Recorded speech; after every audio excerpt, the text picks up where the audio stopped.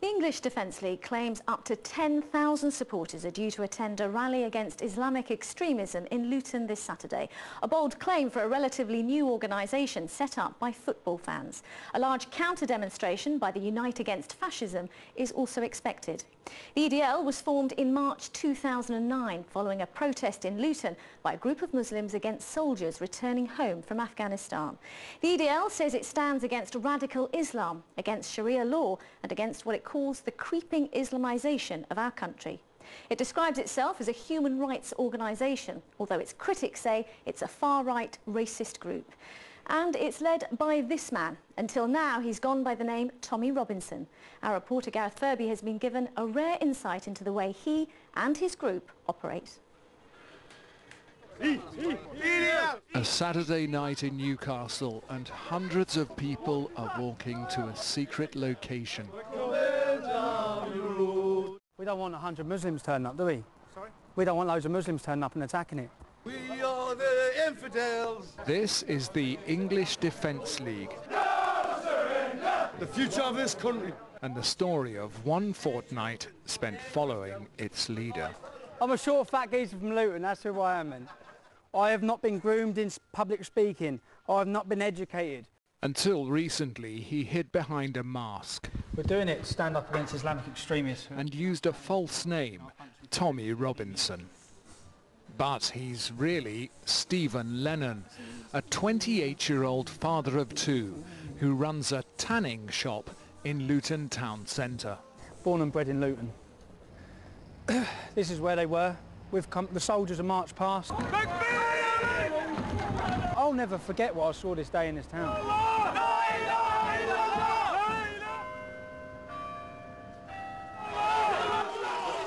That was the spark that lit it. The abuse of our lads and our boys and girls coming back from a tour in Afghanistan. An embarrassment to us as Lutonians. So we made a vow that that can never, ever, ever happen again. Wow. But Stephen Lennon also believes part of his town has seen too much change. There's diversity, and then there's completely changing and Islamifying the whole area. I think, look, that is alien to this culture. What do you mean? I mean, just look at the burqas, it's alien. It's wrong, it's so wrong. Have you ever been into a mosque? Have I been into a mosque? No. This is a Muslim address to the EDL. This is an address to the EDL. He's telling us they're going to implement the Sharia in Luton. They want to establish the Sharia here in Luton. He's Luton born and bred. I used to knock around with him when I was younger. He was converted in jail and he grew up the road from me. Going up to the Midlands, Walsall is. Every major town and city has now got divisions of the English Defence League. Hello mate, you alright? Sound you. To be honest, we're working class. No one will ever listen to the working class. We need Middle England.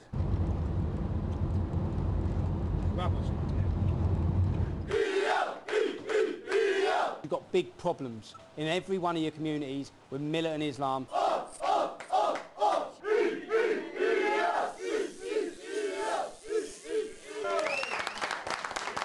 I've done this for the Afghan heroes. Thousands and thousands will be raised at our little demonstration for that.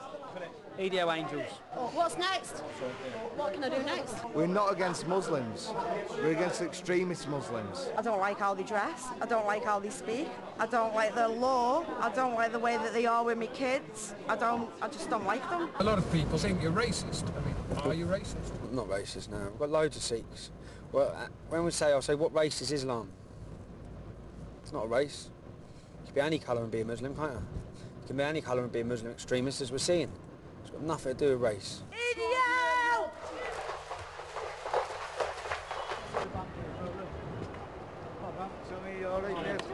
We know our place. We are the bottom of the food chain. I've got black friends. I've got Asian friends. We're not racist in any way or form. What's right-wing about defending our children's futures? What's right-wing about standing up for our culture?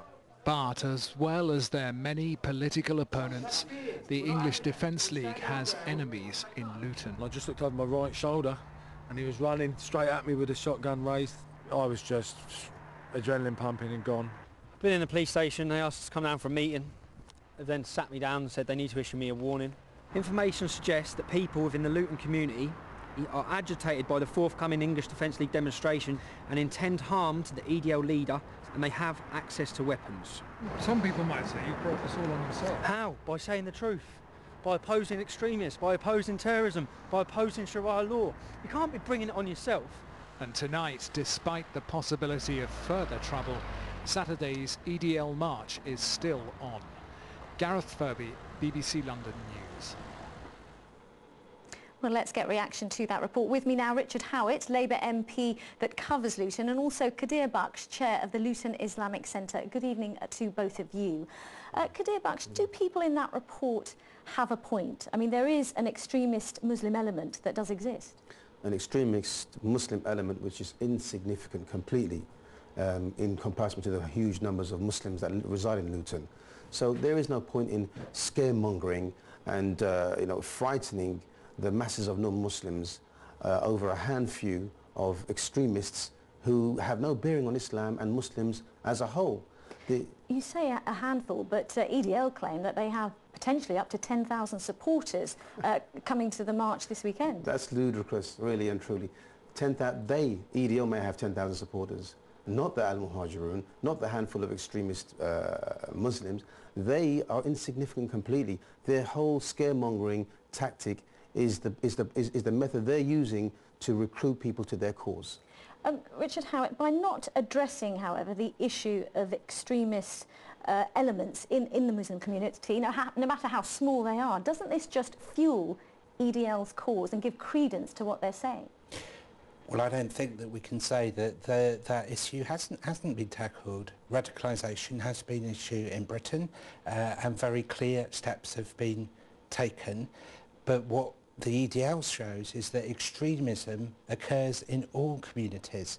For them to say that they're only against so-called radical Muslims, they don't hold out the hand to moderate Islam, and for them to say they're not right-wing when they've got far-right groups coming from Germany and Holland, when they use Nazi salutes and Nazi chants, they show their true character in doing so. Let's just focus on Luton for a moment, because we're hearing that there is a physical divide, if you like, in the town between young Muslim men and young non-Muslim men, sort of low-level violence at the weekends. Is that what you're hearing from Muslim communities as well? No, we're not hearing about any violence from the perspective of the Muslims, but we hear a lot of threats coming from the EDL and the likes of them.